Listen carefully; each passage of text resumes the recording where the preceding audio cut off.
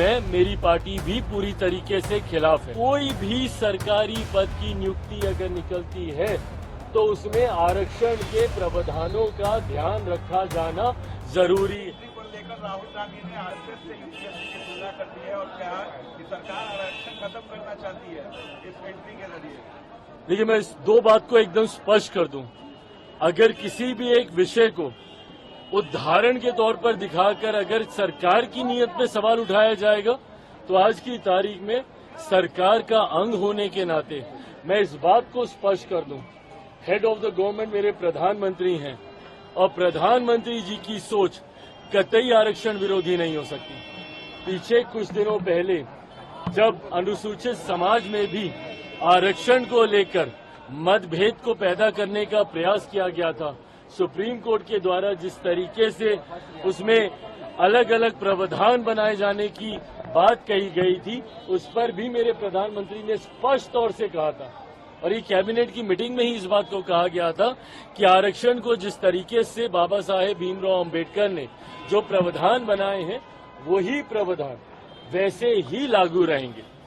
आज जिसका आप जिक्र कर रहे हैं, दूसरी बात ये, पहली बात तो सरकार की सोच पूरी तरीके से आरक्षण के समर्थन में है, प्रधानमंत्री जी की सोच आरक्षण के समर्थन में है। दूसरी बात, मैं और मेरी पार्टी कतई सहमत नहीं है। आज जिस तरीके से कुछ पदों के नियुक्तियों के लिए डायरेक्ट बहाली के लिए सीधा वहां से डिमांड्स मांगी गई है जिसमें आरक्षण का ध्यान नहीं रखा गया है, इस बात के मैं, मेरी पार्टी भी पूरी तरीके से खिलाफ है।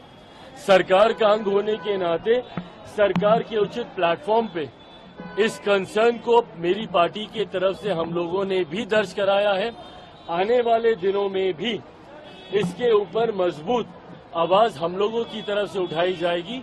कोई भी सरकारी पद की नियुक्ति अगर निकलती है तो उसमें आरक्षण के प्रावधानों का ध्यान रखा जाना जरूरी है। अनुसूचित जाति, जनजाति, पिछड़ा वर्ग का जो आरक्षण जिस तरीके से सरकारी नौकरियों में जिस तरीके से चलता आ रहा है, हर नियुक्ति में इसका ध्यान रखा जाए, ये अनिवार्य है। और अगर ऐसा नहीं रखा जाता है, जो कि आज हम लोग को भी देखने को मिला है, इसके लिए सरकार उचित कार्रवाई जरूर करेगी।